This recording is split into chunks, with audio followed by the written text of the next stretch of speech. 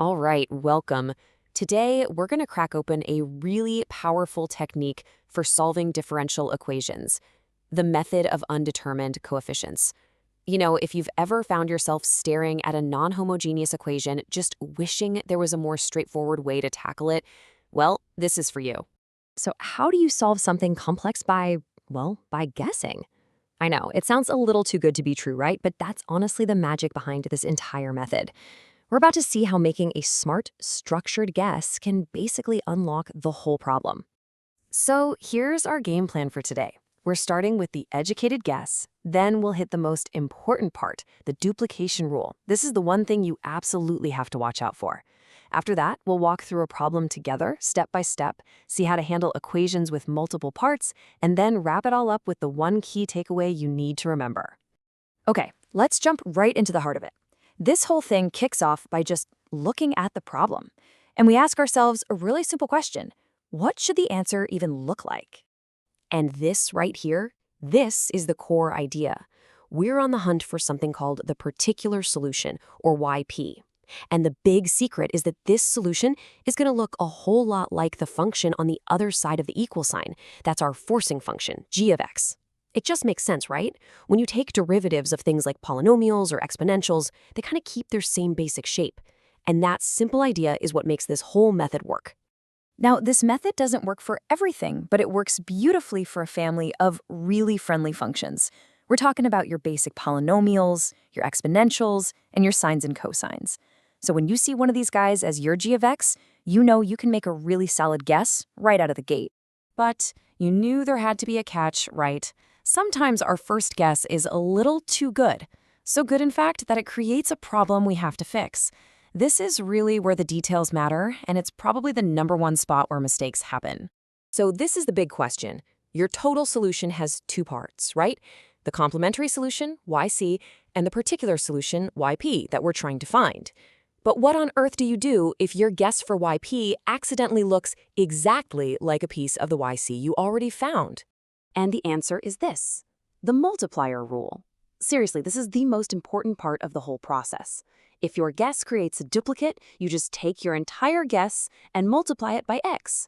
And if that still creates a duplicate, you do it again, multiply by x squared. You just keep multiplying by x until that conflict is totally gone. It's the secret sauce. Let's break this down into a super simple checklist. Step 1, make your initial guess based on what g of x looks like. Step 2, solve for that complementary solution, YC. Step 3, and this is the crucial one, you have to check for duplicates. You literally put your guess and YC side by side and look for repeats. If you find one, you go to step 4, you apply the multiplier rule. That's it. All right, enough with the theory. Let's get our hands dirty and actually solve a problem. This is where it's all going to click. Okay, so here's our first example. We've got a third-order equation, and our forcing function is 2x. Now, for our solution, we're going to use the variable t instead of x, just to keep things consistent. So first things first, we find the complementary solution, yc. In this case, it turns out to be c1 plus c2 e to the t plus c3 e to the negative t. Okay. Next, we look at our forcing function, which is 2t. Since that's a simple first-degree polynomial, our base guess for yp is going to be the general form, at plus b. And now for that critical check.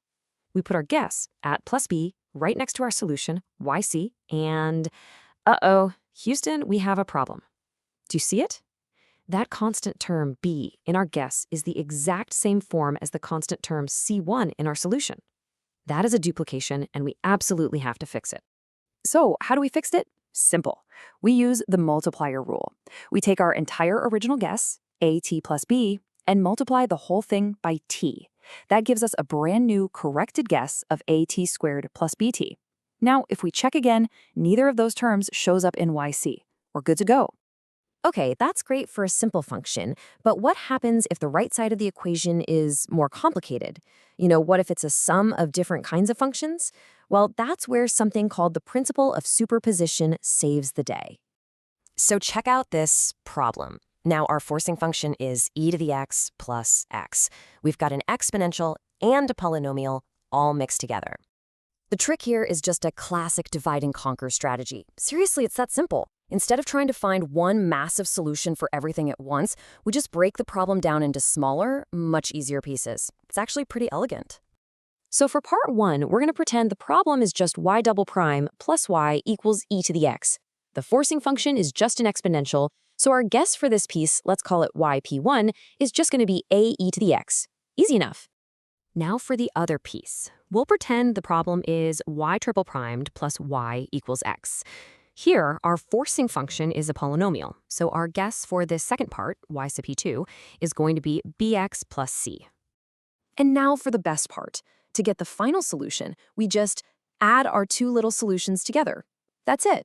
The particular solution for the whole complicated problem is just the sum of the solutions for its parts. So yp is a e to the x plus bx plus c. Phew. Okay. We have covered a lot of ground here, from making the first guess to dealing with duplicates and even those more complex functions. So let's boil this all down into the essential process you really need to take away from all this.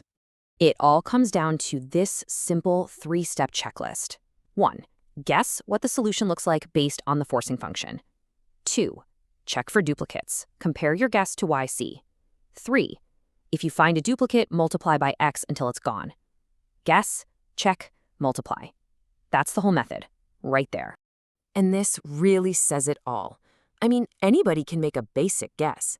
The real skill is spotting that potential conflict before it trips you up and knowing exactly how to fix it with a multiplier rule. That's what turns a random guess into a real solution.